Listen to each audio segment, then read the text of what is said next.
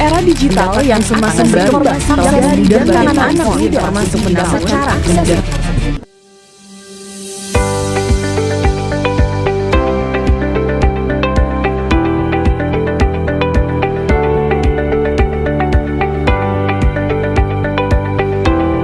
Assalamualaikum warahmatullahi wabarakatuh.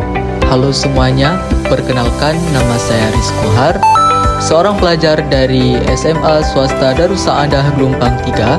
Pada kesempatan kali ini, saya akan membahas sedikit tentang literasi di Indonesia.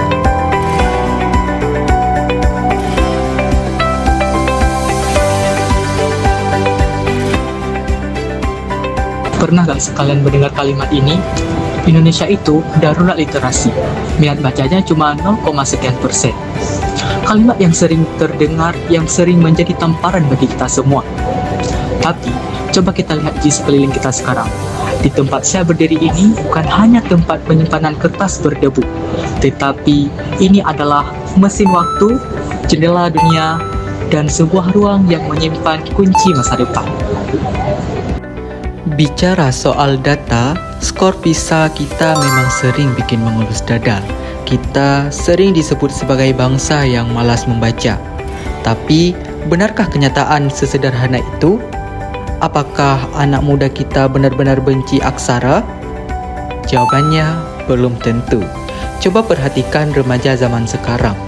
Mereka bisa menghabiskan waktu berjam-jam membaca utas panjang di Twitter, membaca ratusan bab cerita di Wattpad, atau membaca perdebatan di kolom komentar. Artinya, energi untuk membaca itu ada. Masalahnya bukan pada kemauan, tapi pada apa yang dibaca dan bagaimana cara mereka mengaksesnya.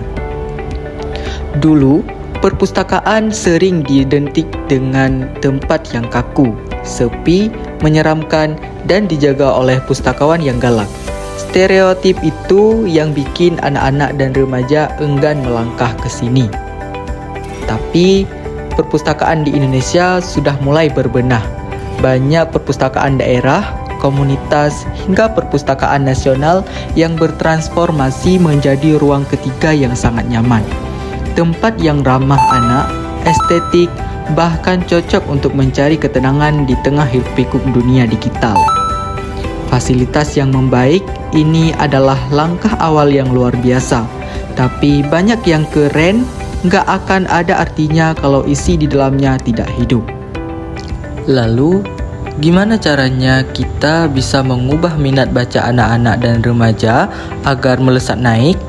Strateginya harus berubah. Kita nggak bisa lagi memaksa mereka membaca buku-buku berat yang membosankan sejak awal. Pertama, mulai dari apa yang mereka suka. Kalau anak suka game, beri mereka komik atau buku cerita bertema petualangan digital.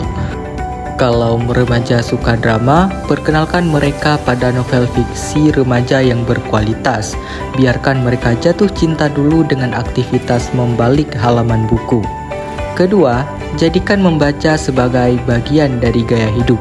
Tren di media sosial seperti Bookstagram membuktikan bahwa membaca itu keren, membaca itu estetik.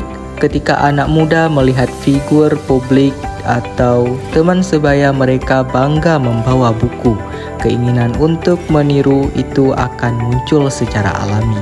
Hanya demikian dari saya. Wassalamualaikum warahmatullahi wabarakatuh.